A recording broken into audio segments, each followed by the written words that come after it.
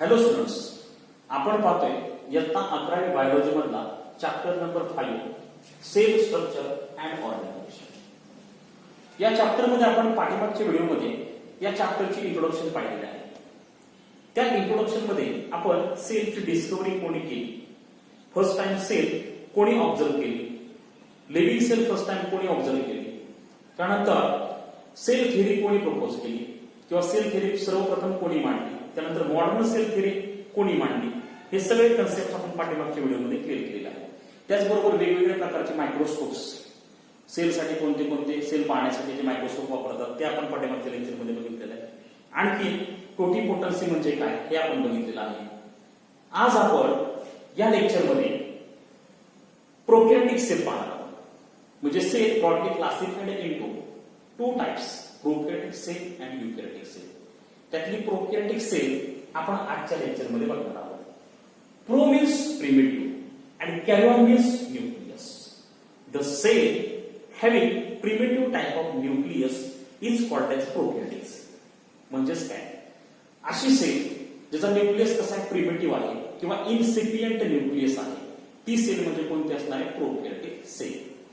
आता या प्रोकॅरियोटिक सेलचं आपण सगळं स्ट्रक्चर पाहणार आहोत आज. म्हणजे या प्रोकॅरियोटिक सेलचं स्ट्रक्चर सगळं बघणार आहोत. या प्रोकॅरियोटिक सेल्स कोणत्या लिव्हिंग ऑर्गॅनिझम मध्ये आढळतात. आता जे मायकोप्लाझ्मा आहेत, मायकोप्लाझ्मा, त्यानंतर यू बॅक्टेरिया असतील, आर्के बॅक्टेरिया असतील, या सर्वांमध्ये ही प्रोकॅरियोटिक सेल आढळतात. ओके, म्हणजेच काय, हे mycoplasma, eubacteria, archaebacteria, cyanobacteria हे सगळे काय प्रोकॅरियोट्स आहेत. The bacterial body embedded of prokaryotic cell. म्हणजे या बॅक्टेरियल बॉडी असेल, मायकोप्लाझ्माची बॉडी असेल, कशापासून तयार झालेली आहे, प्रोकॅरियोटिक सेल. तर बघू आपण प्रोकॅरियोटिक सेलचं स्ट्रक्चर कसं असतं त्याच आपण बघू. ओके, आता या ज्या बॅक्टेरियल सेल असतात, बॅक्टेरियल सेल, या बॅक्टेरियल सेलमध्ये ज्या यू बॅक्टेरियल सेल असतात, या जनरली कशा असतात, रॉड शेप्ड असतात. कशा असतात, रॉड शेप्ड. म्हणून आपण इथं रॉड शेप्ड बॅक्टेरियल सेलचे डायग्राम काढणार आहोत. ओके, आता इथे मी डायग्राम काढतोय, यू बॅक्टेरियल सेलचे डायग्राम काढतोय. तो बॅक्टेरिया कसा असतो, रॉड शेप. जनरली कसा असतो तो, रॉड शेप. ओके, ही बॅक्टेरियल सेल आहे. आता या बॅक्टेरियल सेल मध्ये आपण बाहेरून आतमध्ये त्याचं स्ट्रक्चर कसं असतं ते पाहत जाणार. आता बाहेरून जे दिसतंय तुम्हाला, ही जी मेम्ब्रेन दिसते आहे, ही मेम्ब्रेन त्याला सेल एन्व्हलप म्हणतात. Cell envelope, cell envelope, cell envelope, envelope. Cell envelope consists of outer glycocalyx,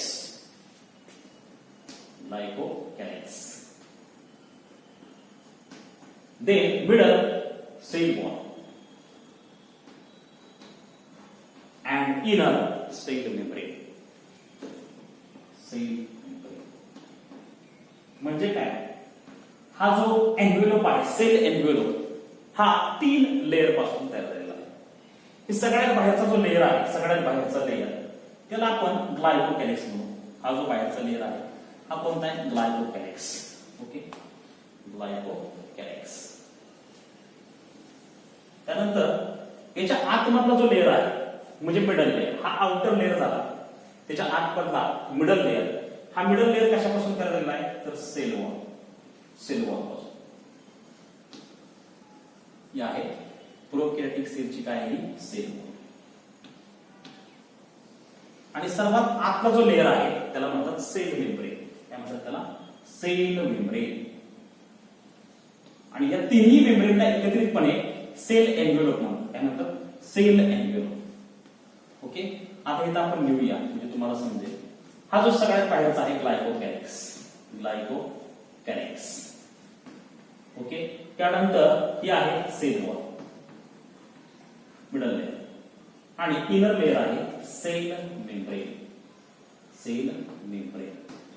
okay, clear. या तिन्ही लेअर पासून सेल एन्व्हलप तयार झालेला आहे.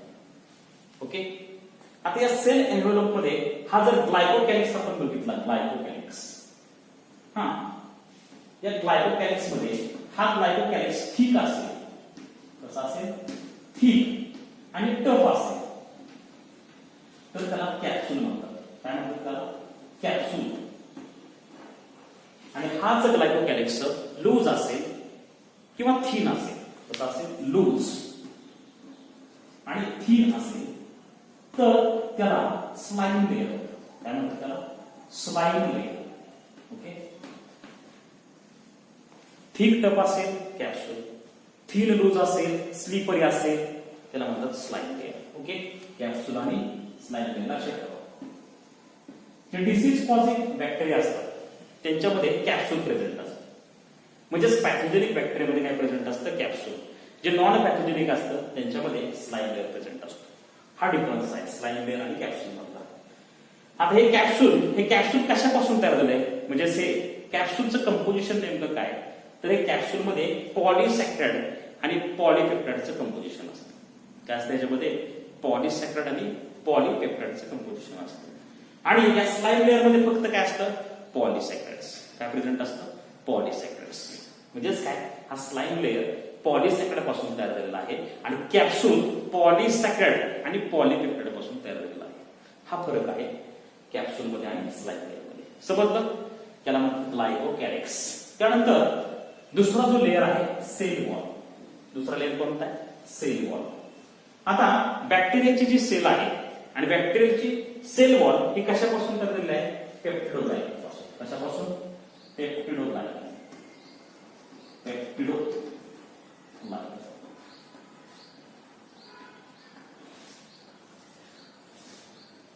आता ही जी सेल वॉल आहे अकॉर्डिंग टू ग्राम स्टेनिंग, या ग्राम स्टेनिंग मध्ये ही सेल वॉल स्टेन केलेली असते. क्रिस्टल व्हायोलेट स्टेननी ही सेल वॉल स्टेन केलेली असते. जर ही सेल वॉल स्टेन झाली पर्पल कलरने तर आपण त्याला म्हणतो ग्राम पॉझिटिव्ह बॅक्टेरिया. आणि जर ही सेल वॉल पर्पल कलरने स्टेन नाही झाली तर त्याला आपण म्हणतो ग्राम निगेटिव्ह बॅक्टेरिया.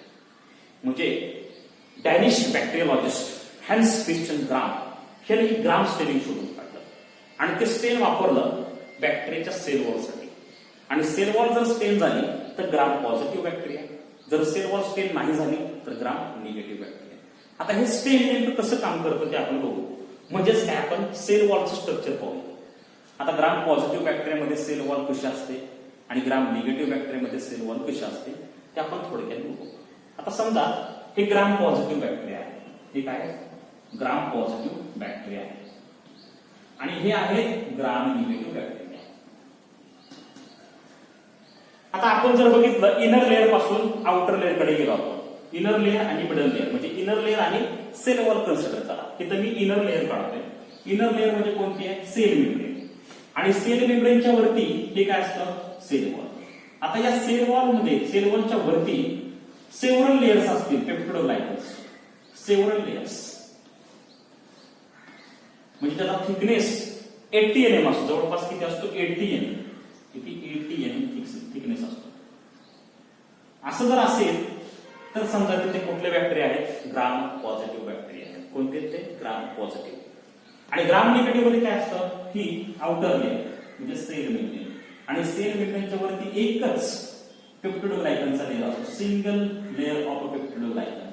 त्याचा थिकनेस जवळपास किती असतो, 10 mm. 10 mm. हे असतात ग्राम निगेटिव्ह बॅक्टेरिया. आणखी काय आहे, म्हणजेच काय, या ग्राम पॉझिटिव्ह बॅक्टेरियामध्ये जवळपास 70 ते 80%, जवळपास 70 ते 80% काय पेप्टिडोग्लायकन्स आहेत. आणि याच्यामध्ये ग्राम पॉझिटिव्ह मध्ये 70 ते 80% पेप्टिडोग्लायकन्स आणि ग्राम निगेटिव्ह मध्ये 10 ते 15%, खाली 10 ते 15% काय पेप्टिडोग्लायकन्स प्रेझेंट आहे. थिकनेस आहे 10 नॅनोमीटर, थिकनेस आहे 80 नॅनोमीटर. ओके, हा डिफरन्स आहे. आणखीन एक, हे जे ग्राम निगेटिव्ह बॅक्टेरिया आहे, या ग्राम निगेटिव्ह बॅक्टेरियामध्ये पेप्टिडोग्लायकन्स म्हणजे सेल वॉलच्या वरती आणखीन एक लेअर प्रेझेंट असतो. तो लेअर कशापासून तयार झालेला आहे, लायकोपॉलिसॅकराइडपासून. कशापासून, लायकोपॉलिसॅकराइडपासून तयार झालेला आहे. And this layer provide resistant to the bacteria. बॅक्टेरियामध्ये हा रेजिस्टंट प्रोव्हाइड करतो.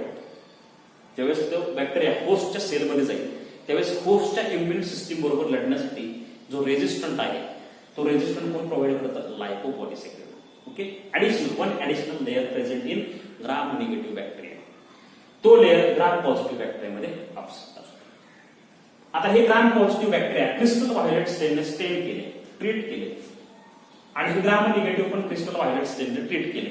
तर याच्यामध्ये सुरुवातीला पर्पल कलर येतो आणि याच्यामध्ये पिंक कलर येतो. कुणाला? या पेप्टिडोग्लायकन लेयरला, म्हणजेच या सेलवरला.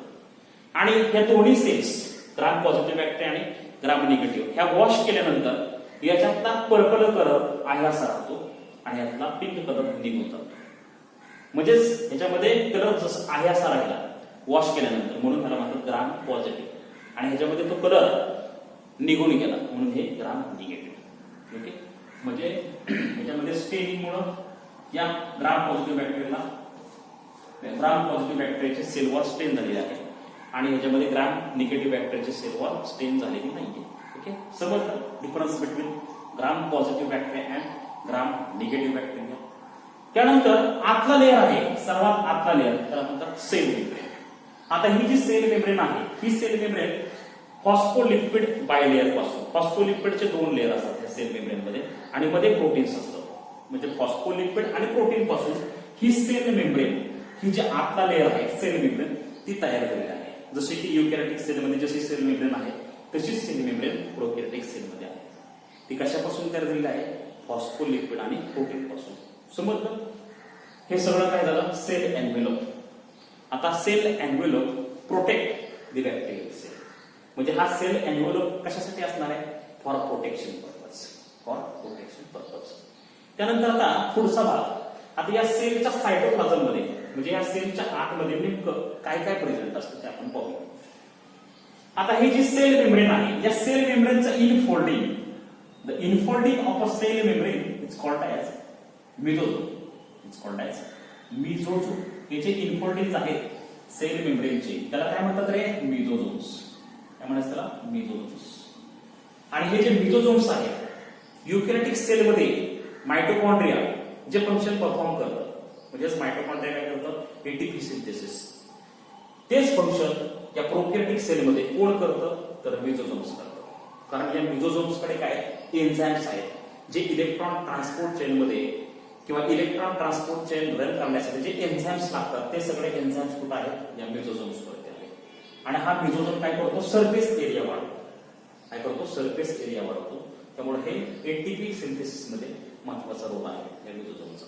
त्याचबरोबर या मिझोझोमचा डीएनए रेप्लिकेशन मध्ये पण महत्वाचा रोल आहे.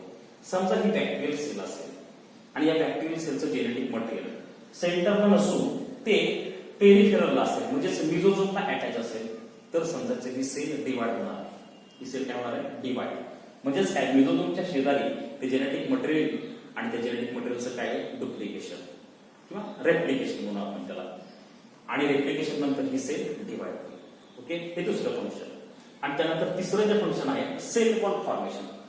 लायको mesosomes is also responsible for cell wall formation in prokaryotic cell or in bacterial cell. हे तिसरं फंक्शन आहे.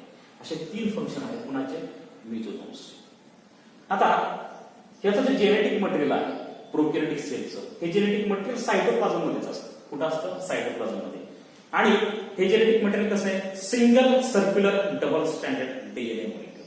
कसं आहे? Single circular double standard DNA molecule which present in cytoplasm of prokaryotic cell. आणि तो जो सायटोप्लाझम मधला एरिया आहे, ज्या एरियामध्ये हे जेनेटिक मटेरियल प्रेझेंट आहे, त्याला म्हणायचं न्यूक्लिओइड एरिया. काय म्हणायचं त्याला? न्यूक्लिओइड एरिया. हे जेनेटिक मटेरियल असतं single circular double standard DNA molecule. आणि हे ज्या सायटोप्लाझम मध्ये ज्या एरियामध्ये आहे त्याला म्हणतात न्यूक्लिओइड एरिया. न्यूक्लिओइड एरिया. ओके, समजलं? म्हणजेच काय? या प्रोकॅरियोटिक सेलमध्ये या जेनेटिक मटेरियल म्हणजे डीएनएच्या भोवती न्यूक्लियर एन्व्हेलप किंवा न्यूक्लियस, वेल डेव्हलप्ड न्यूक्लियस नाही. म्हणजेच काय? युकॅरियोटिक सेलमध्ये जेनेटिक मटेरियल न्यूक्लियसच्या आतमध्ये असतं, परंतु या प्रोकॅरियोटिक सेलमध्ये हे जेनेटिक मटेरियल कुठे आहे? सायटोप्लाझम. म्हणजे त्याच्यामध्ये न्यूक्लियर एन्व्हेलप किंवा वेल डेव्हलप्ड न्यूक्लियस अब्सेंट आहे. समजलं? ओके. त्यानंतर आता ह्याच्यामध्ये एक सर्क्युलर स्ट्रक्चर प्रेझेंट असतं सायटोप्लाझम मध्ये, त्याला म्हणतात प्लाझमिड. प्लाझमिड म्हणजेच काय? Extra chromosomal DNA is present inside the cytoplasm of prokaryotic cell. Is called as plasmid. Is called as plasmid. आता या प्लाझमिड मध्ये, हे जे प्लाझमिड आहे, या प्लाझमिड मध्ये दोन महत्वाचे जीन असतात. एक आहे आर जीन आणि दुसरा आहे एफ जीन. आता आर जीन म्हणजेच काय? Antibiotic resistant gene. या आर जीन मुळे या बॅक्टेरियाला अँटीबायोटिक जे ड्रग्ज असतील त्याच्या अगेन्स्ट एक इम्युनिटी मिळते किंवा एक रेझिस्टन्स. आणि दुसरा जो जीन आहे फर्टिलिटी जीन, हा फर्टिलिटी जीन काय करतो? सेक्स पायलाय फॉर्मेशन करतो. हा जो बॅक्टेरिया आहे, बॅक्टेरियाच्या आउटर सरफेस वरती सेक्स पायलाय फॉर्मेशन करण्याचं काम करतो एफ जीन. हे दोन्ही जीन कुठे आहेत? या प्लाझमिड मध्ये आहे. एफ जीन म्हणजेच फर्टिलिटी जीन आणि दुसरा आहे R gene, antibiotic resistant gene, which provide resistance against antibiotics. Okay, म्हणजे हा अँटीबायोटिक रेझिस्टंट जीन काय करणार आहे? अँटीबायोटिक्सच्या अगेन्स्ट रेझिस्टंट प्रोव्हाइड करणारे बॅक्टेरिया. आणि दुसरा जो एफ जीन आहे, एफ जीन काय करतो? Sex pili formation. हे जे दिसतात तुम्हाला फिंगर लाईक प्रोजेक्शन्स बॅक्टेरियल सेलच्या बाहेरच्या बाजूला म्हणजे आउटर सरफेस वरती हे फिंगर लाईक प्रोजेक्शन दिसतात, त्याला म्हणतात सेक्स पायलाय. काय म्हणतात त्याला? सेक्स पायलाय. आणि हे सेक्स पायलाय फॉर्मेशन कोण करतं? हा जीन. सेक्स पायलाय फॉर्मेशन कोण करतो? F gene, fertility gene, which is responsible for formation of sex pili in prokaryotic cell or bacterial cell. हे त्याचं फंक्शन. ओके, त्यानंतर या बॅक्टेरियाच्या सायटोप्लाझम मध्ये हे डॉट्स दाखवलेले असतील. हे डॉट्स म्हणजे काय? हे सगळे काय? त्या बॅक्टेरियल सेलचे काय? रायबोझोम्स आहेत. काय ते? रायबोझोम्स. आता आपल्याला माहिती युकॅरियोटिक सेल मध्ये 80s टाइपचे रायबोझोम्स प्रेझेंट असतात.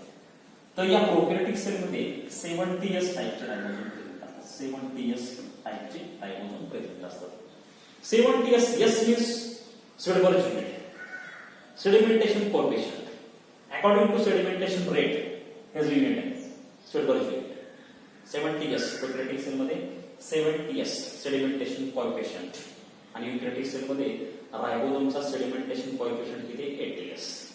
आता या 70s रायबोझोमची जर फोड केली आपण, त्याच्यामध्ये एक लार्ज युनिट असतं ते म्हणजे 50s आणि दुसरं जे असतं स्मॉलर युनिट ते आहे 30s. 30s आणि 50s. या 70s ची आपण फोड केली, लार्जर आहे 50s, स्मॉलर आहे 30s. ओके, आता हे रायबोझोम्स कशापासून तयार झालेले असतील? तर रायबोझोम्स RNA आणि प्रोटीन्स पासून तयार झालेले आहेत. कशापासून? RNA आणि प्रोटीन्स. आता हे RNA नेमके या प्रोकॅरियोटिक सेल मध्ये कोणते असतात? म्हणजे या रायबोझोम्स मधले जे RNA आहेत ते कोणते असतात? तर ते बघू आपण. एक आहे 5s RNA. ओके, दुसरा जो आहे तो आहे 16s RNA आणि तिसरा जो आहे 23s RNA. असे हे 3 RNA या 70s रायबोझोम्स मध्ये प्रेझेंट असतात. त्यातले 5s RNA आणि 23s RNA हे लार्जर युनिट मध्ये प्रेझेंट असतात. बघा, या लार्जर मध्ये कोणते असणार आहेत? 5s आणि 23s RNA. आणि दुसरं जे आहे स्मॉलेस्ट युनिट 30s, या 30s मध्ये फक्त कुठले असतात? 16s. कोणते असणार? 16s RNA. ओके, समजते? हे लक्षात ठेवा. हे कुठेतरी तुम्हाला सीईटी मध्ये विचारतील. स्मॉलेस्ट युनिट मध्ये कोणते RNA प्रेझेंट असतात आणि लार्जेस्ट युनिट मध्ये कोणते RNA प्रेझेंट असतात. ओके, समजलं? आता या रायबोझोमचं फंक्शन काय असतं? हे रायबोझोम्स काय करतात? या प्रोकॅरियोटिक सेल मध्ये प्रोटीन फॉर्मेशन करतात.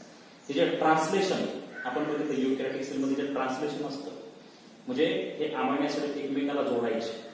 अमायनो ऍसिड एकमेकाला जोडल्यानंतर पॉलिपेप्टाइड चेन तयार होते आणि त्याच्यापासून प्रोटीनचा मॉलिक्युल तयार होतो, म्हणजे फॉर्मेशन ऑफ प्रोटीन. ओके, या मेकॅनिझमला म्हणतात ट्रान्सलेशन. हे ट्रान्सलेशन कुठं होतं? ते कोणामुळे होतं? तर ribosomes. Ribosomes which are responsible for formation of proteins in prokaryotic cell. Okay, त्यानंतर आता जर या मोटाईल सेल्स असतील, म्हणजे मोटाईल जे बॅक्टेरियल सेल्स असतील किंवा मोटाईल बॅक्टेरिया असतील, त्या मोटाईल बॅक्टेरियामध्ये फ्लॅजेलम प्रेझेंट असतो. काय प्रेझेंट असतो? फ्लॅजेलम. आता या फ्लॅजेलमचं स्ट्रक्चर जर बघितलं आपण तर हे आहे बेसल बॉडी. ओके, इथं सेल मेम्ब्रेन आणि सेल वॉलच्या मध्ये हे बेसल बॉडी प्रेझेंट असते, त्यानंतर हे खूप प्रेझेंट असतं आणि हे फ्लॅजेलम प्रेझेंट असतं. हे कुणामध्ये सापडणार आहे? फक्त जे मोटाईल बॅक्टेरिया आहेत त्यांच्यामध्ये हा फ्लॅजेलम प्रेझेंट असतो. आता या फ्लॅजेलमची जी आपण ह्या फ्लॅजेलम असा कट केला, इंटरनल स्ट्रक्चर जर बघितलं फ्लॅजेलमचं, ह्याच्यामध्ये जे मायक्रोट्युब्युल्स आहेत त्या मायक्रोट्युब्युल्सची जर अरेंजमेंट बघितली प्रोकॅरियोटिक सेल मधल्या फ्लॅजेलम मध्ये जे मायक्रोट्युब्युल्स आहेत त्यांची अरेंजमेंट बघितली तर ती कशी आहे? 9+0 म्हणजे पेरिफेरलला 9 मायक्रोट्युब्युल्स असतील आणि सेंटरला 0 असतील. ओके, हे flagellum which are responsible for locomotion in a bacteria. Okay, समजलं?